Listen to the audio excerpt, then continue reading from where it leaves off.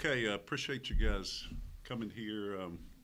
Got three of our players coming in a few minutes. But as far as for our season so far, talent-wise, feel really good about our team. Feel like 5 years I've been here, this is number five. Definitely the most talented team that we've had. But we've also been very proud of the last two seasons being a very strong team in the OVC. We've had 42 wins and had a WNIT bid 2 years ago for us to win 21 games last year, losing the nation's leading offensive rebounder. We lost her pretty early into OVC play. We lost starting guard Shantae Brown before the year started. To be able to get 21 wins last year, I think was special. And I think the 42 wins is like maybe 8 or 9 more wins than the third place team. Obviously, Belmont's had a good handle on the Ohio Valley the last couple of years, and they will definitely be ranked number one preseason. But so we've, I think, established that we're definitely a player in the league. And when I took over the job, we were picked 12th, so feel very good where we're going. But we got a season this year will be a little bit different. We just have a couple transfers in. We've got some junior college players. We've got some new faces. I'm not sure that we are ready for games just yet. We've got some things to accomplish, but just God-given talent and size at the guard spots. We just have a lot more options. I think we have more shooters, and looking forward to definitely having a good campaign. We have Miranda Crockett back, who's in her fourth year, well over 1,000 points. She will probably be in the top 4 or 5 scorers. With a good season. Tiara McCallan's a young lady I mentioned that broke her ankle. It's the best post player that I've ever coached in 30 years, and she's not a real skilled kid. She just is very physical and plays every possession hard, and she's fully recovered from her broken ankle. So that gives us a great 1-2 punch. Darian Seward has averaged about 12 points a game for us, I think, last year. Keeps a good tempo for us. She will have obviously a major impact. Crystal Simmons, who will be in here in a few minutes, is a player that I would think would be the defensive player of the year. She played for St. John's. Played major minutes for their team, was their best defensive player, and is probably the best defensive player that I've coached in many years. So it's great to have her. We have Aaliyah June, who was about a 9-point average at Rutgers. Leah's about a 6'1" guard that does a lot of things very well. So feel like there's a very good base of talent. We can put a very tall lineup out there at times at the guard spot. And right now, I know all coaches, we all think we're pretty deep when you're in October going against yourselves. Reality starts hitting when you have games, and sometimes you're not quite as deep as you think you are. But right now, I feel like we're definitely a team that could play 9-10 players quite a bit. So any questions? When you took over this program, the incline that you have seen over the 5 years, are you on pace to what you thought you would have, or is it a little quicker maybe? Yeah, I didn't know. I'll be honest. I knew it was going to be a big challenge. I felt like it could be done.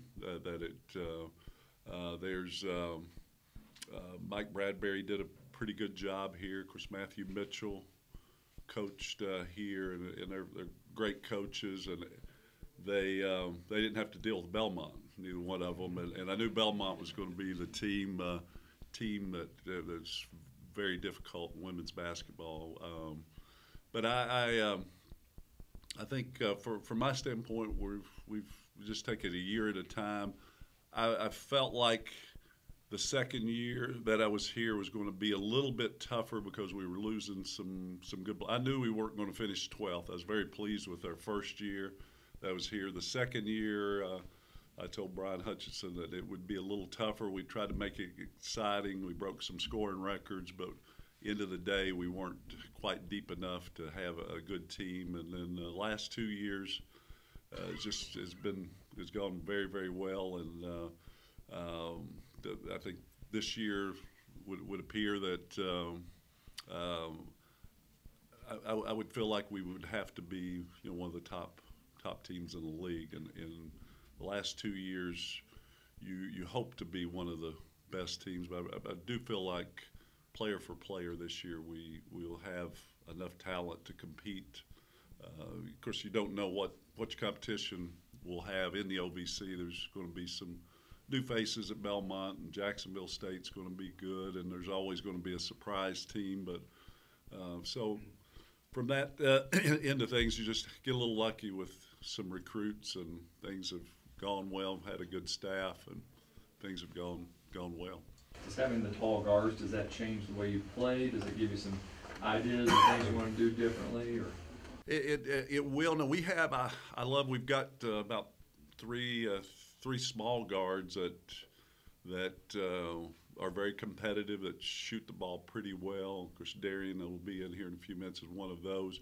We'll be able to mix them in, but we do with tall guards. I think we could play some more zone. We can zone trap, press. We're just very long. I mean, we have a team that has a length that the guards more like a Power 5 school at some of those positions, and then our post player is very physical inside. So matchup wise, I feel like we can definitely cause some trouble with the length that we have.